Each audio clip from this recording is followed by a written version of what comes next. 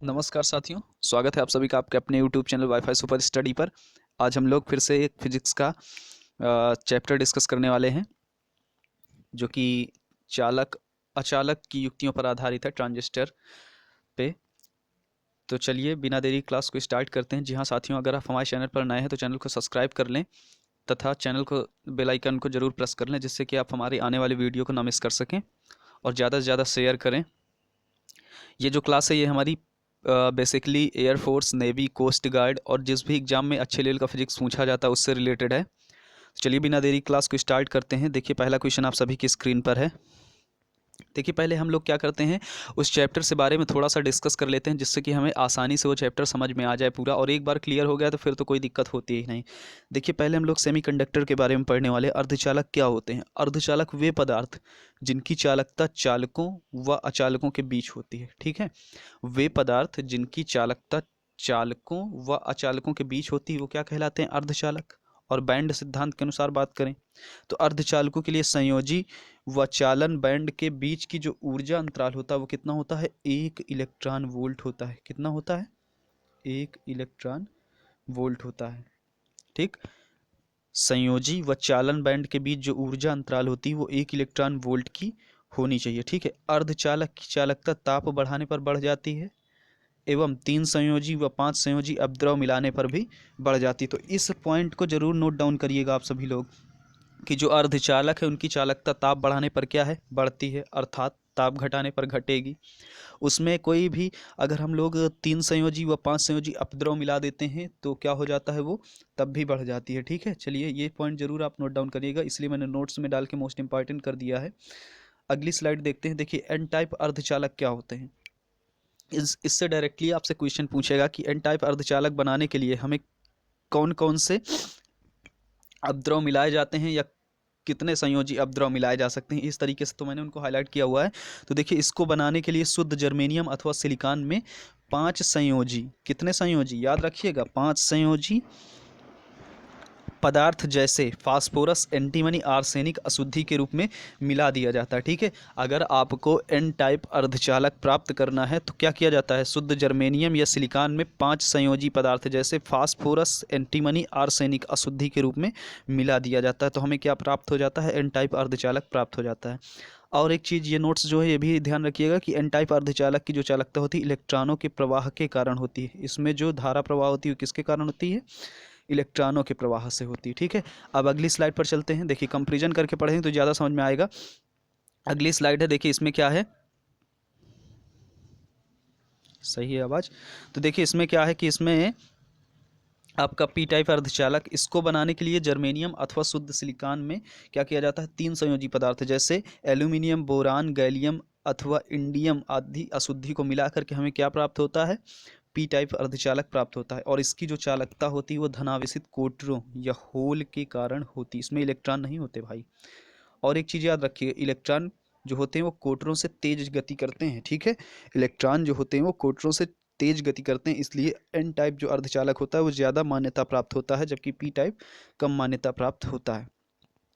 फिर से एक बार देख लें, एन टाइप अर्धचालक बनाने के लिए क्या किया जाता है? जर्मेनियम अथवा सिलिकॉन में शुद्ध क्या मिलाया जाता है? 5 संयोजी पदार्थ जैसे फास्फोरस, एंटीमनी अथवा आर्सेनिक। और एन टाइप अर्धचालक में क्या होता है? चालकता किससे प्रवाहित होती है?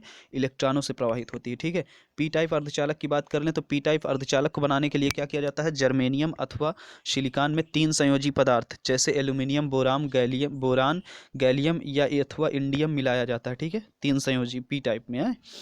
और इसकी जो चालकता होती है वो धनावेशित कोटरों के द्वारा होती है। ठीक है, तो सबसे ज़्यादा शुद्ध कौन होते हैं? एन टाइप अर्धचालक अच्छे माने जाते हैं। इसका कारण क्या है? क्योंकि इसमें जो चालकता का प्रवाह होता है वो किससे होता है? इलेक्ट्रॉनों के द्वारा होता है। इलेक्ट्रॉनों की गति कोटरों से अधिक होती है, याद रखिएगा। अगली है संधि डायोड को देख लेते हैं। को अग्र अभिनीत करने के लिए संधि डायोड जो होता है उसको अग्र अभिनीत करने के लिए उसके पी सिरे को बैटरी के धन टर्मिनल से तथा एन सिरे को बैटरी के ऋण सिरे से जोड़ा जाता है। ठीक है, संधि डायोड को अग्र अभिनीत करने के लिए क्या किया जाता है? उसके पी सिरा जो होता है बैटरी के धन टर्मिनल से जुड़ा होता है तथा N सिरे को बैटरी के ऋण सिरे से जोड़ा जाता है। इसमें प्रवाहित धारा की दिशा P से N की ओर होती है, मतलब जो धारा प्रवाहित होती है अग्र अवनीत संधि डायोड में वो P से N की तरफ होती है, क्योंकि P किस पे जुड़ा होता है, धन टर्मिनल पे, N किस पे जुड़ा होता है, ऋण टर्मिनल पे। संधि डायोड को उत्क्रम अवनीत करने के लिए उसके P सिरे को जस्ट अपोजिट कर दिया जाता है ऋण टर्मिनल से, तथा N सिरे को धन टर्मिनल से जोड़ दिया जाता है। संधि डायोड जो होता है वो रेक्टिफायर के रूप में कार्य करता है, ये भी आप लोग याद रखिएगा। एक पॉइंट यहाँ से है, एक पॉइंट यहाँ से है। अग्र अवनीत करने के लिए P सिरे को धन से, N को ऋण से, धारा की दिशा P से N की ओर। उत्क्रम अभिनीत करने के लिए क्या किया जाता है, P को ऋण से, N को धन से, और ये जो होता है डिस्टकारी के रूप में कार्य करता है। उसके बाद देखिए पीएनपी ट्रांजिस्टर के भीतर धारा मुख्यतः कोटरों के कारण होती है। अभी मैंने बताया कि जो पी टाइप अर्धचालक होते हैं उनमें चालकता किसके कारण प्रवाहित होती है, कोटरों के कारण, जो धनावेशित होते हैं। और जो एन टाइप होते हैं उन पे किसके कारण होती है, इलेक्ट्रॉनों के कारण, जो कि ऋणावेशित होते हैं। और इलेक्ट्रॉन क्या होते हैं, गति में कोटरों से तेज होते हैं, इसीलिए एन टाइप अर्ध यानी कि एनपीएन ट्रांजिस्टर जो है, यहाँ पे पी लिख गया है, इसको देख लीजिएगा, एनपीएन है ट्रांजिस्टर, क्या होता है, पीएनपी ट्रांजिस्टर से ज़्यादा अच्छे माने जाते हैं, उपयोग में अच्छे लाए जाते हैं। ठीक है, उसके बाद देख लीजिए आईई, आईबी तथा आईसी क्रमशः उत्सर्जक धारा। ठीक है, आईई क्या है, उत्सर्जक धारा, आईबी क्या है, बेस यानी कि आधार धारा, आईसी क्या है, संग्राहक कलेक्टर धारा। ठीक है, जो कलेक्ट करती है, संग्राहक धारा। तो इनके बीच रिलेशन क्या होता है, आई ई बराबर होता है आई बी प्लस आई सी, मतलब जो आई ई जो उत्सर्जक धारा होती है वो आधार धारा प्लस संग्राहक धारा के योग के बराबर होती है। ट्रांजिस्टर में धारा लाभ देख लीजिए, अल्फा बराबर क्या होता है, डेल्टा आई सी बटे डेल्टा आई ई या स्मॉल आई सी बटे आई ई, देख लीजिएगा सूत्र। उसी तरीके से उभयनिष्ठ उत्सर्जक परिपथ में धारा लाभ बीटा बराबर क्या होता है, डेल्टा आई सी बटे आई बी। आई सी क्या है, संग्राहक धारा, आई बी क्या है आपका आधार धारा। उसी तरीके से आगे ये लिख दिया मैंने। तो देखिए अब रिलेशन देख लेते हैं अल्फा और बीटा पे। तो बीटा बराबर अल्फा अपान 1 माइनस अल्फा होता है, या अल्फा बराबर बीटा अपान बीटा प्लस 1 होता है, ये देख लीजिएगा। ये एक सूत्र है और एक ये सूत्र है, ये सूत्र तो है ही है, इनको भी देख लीजिएगा, दोनों हैं ये। नेक्स्ट पे चलते हैं, नेक्स्ट स्लाइड। ट्रांजिस्टर प्रवर्धक की भांति इस पे देख लेते हैं। यदि निवेशी परिपथ का प्रतिरोध आर आई तथा निर्गत परिपथ में लोड प्रतिरोध आर एल हो तो उभयनिष्ठ वोल्टेज लाभ ए वी बराबर अल्फा आर एल बटे आर आई। ये देख लीजिएगा, दोनों सूत्र हैं, अच्छे खासे सूत्र हैं, इनसे भी सवाल बन जाता है, तो ये देख लीजिएगा। नेक्स्ट पर देखते हैं, चलिए अब सवाल को स्टार्ट करते हैं। देखिए कुछ पदार्थों में साधारण ताप पर आवेश प्रवाहित हो सकता है परंतु बहुत निम्न तापों पर नहीं। इनको क्या कहा जाता है, चालक, अचालक, अर्धचालक या फिर परावैद्युत, ये बताना है आप लोगों को। तो देखिए अब सीधा डिस्कस करते हैं बिना टाइम वेस्ट करें, क्योंकि टाइम बहुत इंपॉर्टेंट है। तो देखिए चालक होते हैं, उनमें किसी भी ताप पर जो आवेश प्रवाहित होता ही होता, अचालक में तो होता है नहीं, तो अर्धचालक हमारा राइट आंसर हो जाएगा। एक निश्चित ताप पर क्या होता है, इनमें आवेश का प्रवाह होता है परंतु बहुत निम्न ताप पर नहीं हो पाता है। अब देखिए अर्धचालकों की चालकता क्या होती है, ताप पर निर्भर नहीं करती है, ताप बढ़ने से घटती है, ताप बढ़ने से बढ़ती है, ताप बढ़ने पर पहले बढ़ती फिर घटने लगती है। अभी मैंने एक नोट्स आपको स्टार्टिंग में ही पढ़ा दिया था, काफ़ी अच्छा मैंने बताया है वो, तो देख लीजिएगा, क्योंकि कॉन्सेप्चुअल क्वेश्चन है, डायरेक्टली आपसे पूछा जा सकता है। तो देखिए अर्धचालक की जो चालकता है वो क्या होती है, ताप बढ़ाने पर बढ़ जाती है। सी नंबर आपका राइट आंसर हो जाएगा। ताप बढ़ाने पर बढ़ती है या फिर 3 या 5 संयोजी कोई अशुद्धि उसमें मिला देने से तब भी वो बढ़ ही जाती है। नेक्स्ट क्वेश्चन, अर्धचालक में वैद्युत चालन होता है, बताना है कि जो अर्धचालक होते हैं उसमें वैद्युत चालन किसके द्वारा होता है, कोटरों से, इलेक्ट्रॉनों से, या फिर कोटरों तथा इलेक्ट्रॉनों से, या फिर ना कोटरों से ना इलेक्ट्रॉनों से, ये बताना है आप लोगों को। तो चलिए बताइए सभी लोग, इसका राइट आंसर क्या होगा। देखिए अभी काफ़ी लो लेवल के क्वेश्चन है, मतलब हैं अच्छे लेवल के क्वेश्चन हैं, इससे थोड़ा सा और हाई कर सकते थे, लेकिन सही है अभी फ़िलहाल के लिए। नेक्स्ट क्लास जब मैं लाऊंगा रिवीजन वाली, तब उसमें वो सारे क्वेश्चन जोड़ दूंगा जो अच्छे थोड़े से हैं।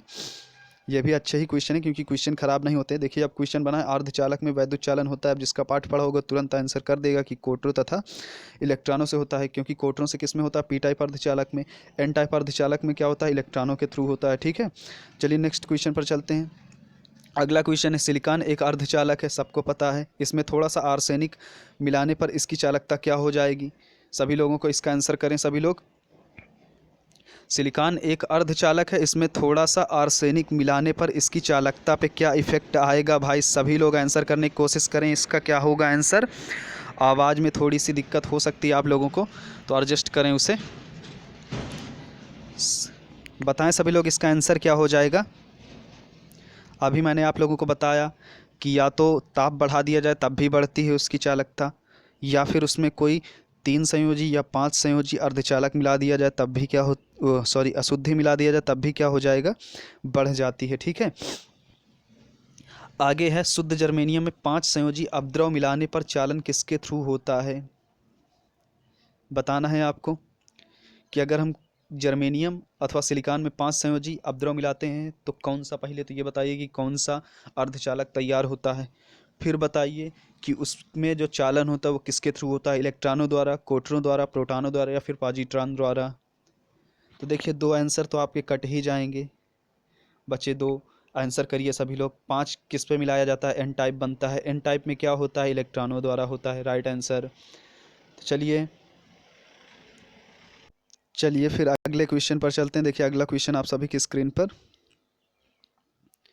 देखिए अगला क्वेश्चन है, शुद्ध जर्मेनियम में 3 संयोजी पदार्थ मिलाने पर चालन किसके थ्रू होता है, ये आपको बताना है कि 3 संयोजी जो है शुद्ध जर्मेनियम है उसमें 3 संयोजी अपद्रव मिलाने पर चालन किसके थ्रू होगा, इलेक्ट्रॉनों द्वारा, कोटरों द्वारा या फिर प्रोटॉनों द्वारा या पॉजिट्रॉन द्वारा। अभी मैंने 2 आंसर तो कटवा ही दिए थे, तो सी और डी तो भूल ही जाइए, बचे आपके 2। अगर आपको ये पता है कि जर्मेनियम अथवा सिलिकॉन में जब 3 संयोजी अपद्रव मिलाने पर कौन सा अर्धचालक बनता है तो आप शायद आसानी से, थोड़ा सा कॉन्सेप्चुअल है, कर सकते हैं इसे। देखिए शुद्ध जर्मेनियम में जब 3 संयोजी मिलाया जाता है तो पी टाइप बनता है। पी टाइप में कोटरों के द्वारा होता है, तो आपका राइट आंसर बी हो जाएगा, सभी कट जाएंगे। परम शून्य ताप पर शुद्ध जर्मेनियम का क्रिस्टल व्यवहार करता है, आपको ये बताना है।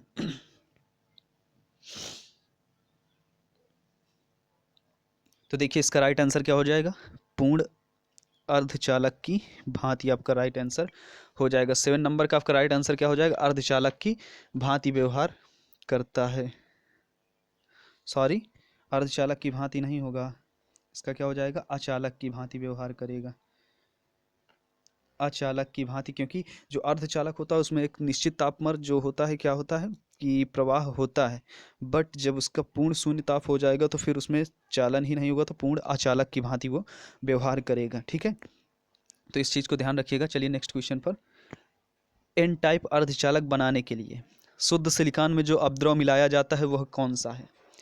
जी हाँ, आपको बताना है कि एन टाइप अर्धचालक बनाने के लिए शुद्ध सिलिकॉन में जो पदार्थ मिलाया जाता है वो कौन सा है, इन ऑप्शनों के थ्रू कौन सा होगा, आपको ये बताना है।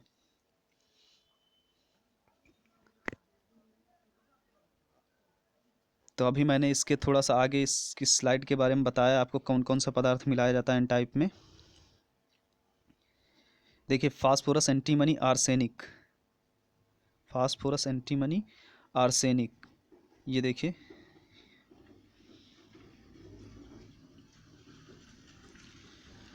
चलिए अब अपने क्वेश्चन पर चलते हैं। बताइए सभी लोग, एन टाइप अर्धचालक बनाने के लिए शुद्ध सिलिकॉन में जो पदार्थ मिलाया जाता है, इसमें बी और डी आपके राइट आंसर दोनों हो जाएंगे, क्योंकि फास्फोरस या एंटीमनी कोई सा भी एक मिलाया जा सकता है।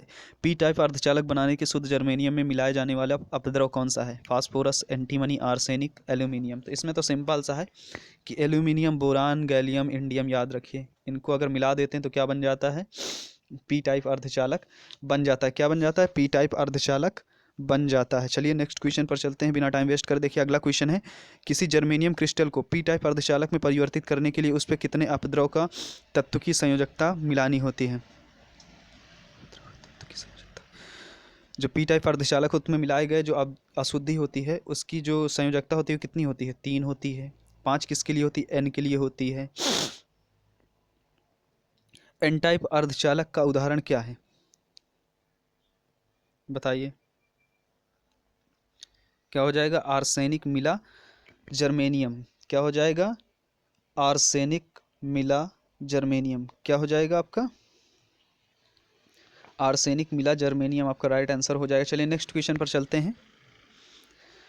देखिए अगला क्वेश्चन है, एन टाइप के अर्धचालक में वैद्युत चालन का कारण क्या होता है? अभी मैंने आपको अच्छे से बता रखा है, कोटर होता है। पी टाइप पे क्या, सॉरी, इलेक्ट्रॉन होता है। पी टाइप पे क्या होता है? कोटर होता है। किसके लिए होता है कोटर? पी टाइप के लिए। एन टाइप के लिए इलेक्ट्रॉन। एन टाइप के अर्धचालक में अल्पसंख्य आवेश वाहक होते हैं। काफ़ी सोच समझ के आंसर करिएगा, नहीं गलत कर जाएंगे आप लोग। अल्पसंख्य पूछा है, बहुसंख्य नहीं पूछा है, तो याद रखिए कि एन टाइप के अर्धचालक में अल्पसंख्य आवेश वाहक क्या होते हैं, ये आपको बताना है। जल्द से जल्द आंसर करें सभी लोग, संभल करके आंसर करें। इसका आंसर गलत कर सकते हैं आप लोग अगर जल्दबाजी में रहे तो देखिए एन टाइप जो होते हैं उसमें इलेक्ट्रॉनों की संख्या अधिक, यानी कि इलेक्ट्रॉन बहुसंख्य आवेशवाहक, होल या कोटर अल्पसंख्य आवेशवाहक। तो आपका आंसर क्या हो जाएगा? बी। जबकि पी टाइप पे जस्ट अपोजिट, पी टाइप पे जो बहुसंख्य आवेशवाहक होते हैं कोटर होते हैं, तथा जो इलेक्ट्रॉन होते हैं वो अल्पसंख्यवाहक आवेशवाहक होते हैं। चलिए अगले पर। एन टाइप के अर्धचालक में आवेशवाहक होते हैं, अभी मैंने डिस्कस किया इसको। एन टाइप पे क्या होता है? इलेक्ट्रॉनों की संख्या, इलेक्ट्रॉनों की अधिक संख्या तथा कोटरों की कम संख्या। बिल्कुल सही है, यही हमारा हो जाएगा। कोटरों की अधिक संख्या तथा इलेक्ट्रॉनों की कम संख्या किस पे होती है? ये आपका होता है पी टाइप अर्धचालक में। चलिए अगले क्वेश्चन पर चलते हैं। पी टाइप के अर्धचालक में आवेशवाहक होते हैं, अभी मैंने बताया। पी टाइप का जो अर्धचालक होता है उसमें आवेशवाहक आपको बताना क्या होता है। तो इसका आंसर राइट क्या हो जाएगा? डी नंबर आपका, क्योंकि कोटरों की संख्या अधिक होती है। एन टाइप का अर्धचालक वैद्युत रूप से होता है। एन टाइप का जो अर्धचालक होता है वो वैद्युत रूप से कैसा होता है, ये आपको बताना है। तो आंसर करें सभी लोग, क्या आंसर हो जाएगा? तो एन टाइप का जो अर्धचालक होता है वो उदासीन होता है। वैद्युत रूप से क्या होता है? उदासीन होता है। अगला क्वेश्चन है, पीएन संधि डायोड के अवक्षय परत में होते हैं। आपको ये बताना है कि पीएन संधि डायोड का जो अवक्षय परत होता है उसमें क्या होते हैं? केवल कोटर, केवल इलेक्ट्रॉन, कोटर इलेक्ट्रॉन दोनों। आंसर करें सभी लोग, या फिर ना इलेक्ट्रॉन ना कोटर।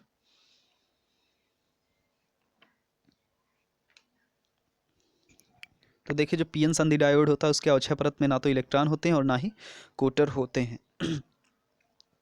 पीएन संधि डायोड में उत्क्रम संतृप्त धारा का कारण है केवल, पीएन संधि डायोड में उत्क्रम संतृप्त धारा का कारण केवल क्या है, ये आपको बताना है। अल्पसंख्यक वाहक आपका राइट आंसर हो जाएगा। क्या हो जाएगा? अल्पसंख्यक वाहक।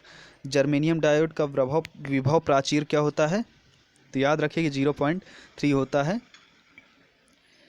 चलिए नेक्स्ट क्वेश्चन, अगले स्लाइड पर चलते हैं। अभी मैंने इसको अच्छे से डिस्कस किया। एनपीएन ट्रांजिस्टर पीएनपी ट्रांजिस्टर की तुलना में श्रेष्ठ होते हैं, क्यों? ये सस्ते होते हैं, इसमें ऊर्जा हानि कम होती है, इसमें शक्ति सहन क्षमता अधिक होती है, इसमें बहुसंख्य आवेशवाहक इलेक्ट्रॉन होते हैं। आपको आंसर करना है, इसका बताना है आंसर क्या होगा। तो देखिए एनपीएन ट्रांजिस्टर में जो आवेश होते हैं बहुसंख्यवाहक इलेक्ट्रॉन होते हैं, और इलेक्ट्रॉनों की गति कोटर से अधिक होती है। पीएनपी में कोटर होते हैं। तो हमारा संदेश किस में जल्दी जाएगा? डी वाले पे, है ना।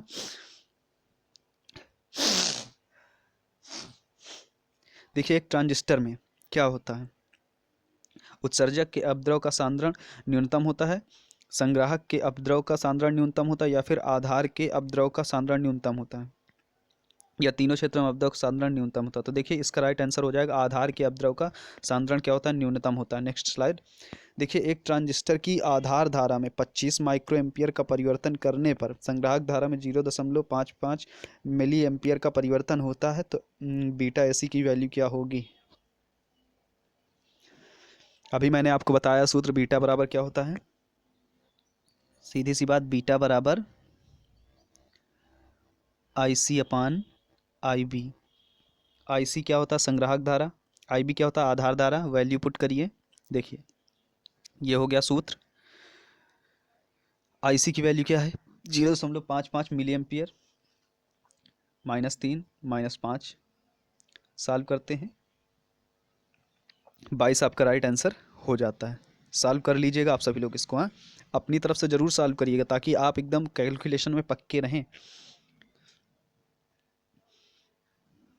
चलिए नेक्स्ट क्वेश्चन पर चलते हैं। देखिए एक ट्रांजिस्टर की आधार धारा जो है 100 माइक्रो एम्पियर है तथा संग्राहक धारा 2.15 मिली एम्पियर है। बीटा की वैल्यू फाइंड आउट करनी, फिर से वैसा ही सवाल। ये देखिए ये सूत्र, संग्राहक धारा की वैल्यू पुट किया, आधार धारा की वैल्यू पुट किया, सॉल्व किया अगर इसे टोटल तो 21.5 राइट आंसर आ जाएगा आपका। कितना? 21.5 ए नंबर आपका राइट आंसर। सॉल्व कर लीजिएगा आप लोग, मैं बार बार कह रहा हूँ कि आप लोग सॉल्व कर लीजिए। यहाँ पेन की यार दिक्कत है, छोटे से मोबाइल पे तो मैं वीडियो बनाता हूँ, मोबाइल देख लेंगे तो आप ताजुब मानेंगे कितना टूटा। चलिए कोई बात नहीं, खैर इसके बारे में बाद में डिस्कस करेंगे। चलिए देखिए अगला सवाल है, धारा लाभ बीटा बराबर 19 वाले एक ट्रांजिस्टर की उभयनिष्ठ उत्सर्जक व्यवस्था में यदि आधार धारा में 0.4 मिली एम्पियर का परिवर्तन किया जाए तो संग्राहक धारा में परिवर्तन क्या होगा। इसमें आपको आईसी फाइंड आउट करना है। आईबी दे रखा है, बीटा दे रखा है, बीटा बराबर सूत्र आईसी अपान आईबी, उधर चला गया। बीटा बराबर सूत्र क्या होता है? आईसी अपान आईबी, आईबी इधर चला गया तो आईसी की वैल्यू हम फाइंड आउट कर सकते हैं। ये देखिए कैसे किया है, सूत्र आ गया आईसी की 19, इसका वैल्यू आईबी कितना 19 चौक 76, 7.6 मिली एम्पियर आपका राइट आंसर हो जाएगा। 7.6 मिली एम्पियर राइट आंसर, ठीक है। नेक्स्ट पर चलते हैं, एनपीएन ट्रांजिस्टर, पीएनपी ये तो अभी मैंने करवा दिया है, इसका राइट आंसर क्या हो जाएगा? ये वाला हो जाएगा। सिलिकॉन एक अर्धचालक है, इसमें थोड़ा सा आर्सेनिक मिलाने पर इसकी चालकता क्या हो जाएगी? बढ़ जाती है, अभी मैंने बताया है। नेक्स्ट है, एक ट्रांजिस्टर के लिए आईसी 25 मिली एम्पियर तथा आईबी 1 मिली एम्पियर, अल्फ़ा की वैल्यू फाइंड आउट करनी है, कर सकते हैं आप लोग। चलिए देखिए कैसे करते हैं। अल्फ़ा बराबर सूत्र क्या होता है? आईसी अपान आईई, क्या होता है? आईसी अपान आईई, और आईई बराबर क्या होता है? थोड़ा सा मैं इधर बता दे रहा हूँ, आईबी प्लस आईसी। देख लीजिए यहाँ पर अल्फ़ा बराबर आई सी अपान आई ई, बट हमें आई ई की वैल्यू दे नहीं रखी, तो आई ई बराबर होता है आई बी प्लस आई सी। ये देखिए आई ई बराबर क्या होता है? आई सी प्लस आई बी। अल्फ़ा बराबर क्या हो जाएगा? 1 अपान आई सी, सॉरी, अल्फ़ा बराबर आई सी अपान आई सी प्लस आई बी।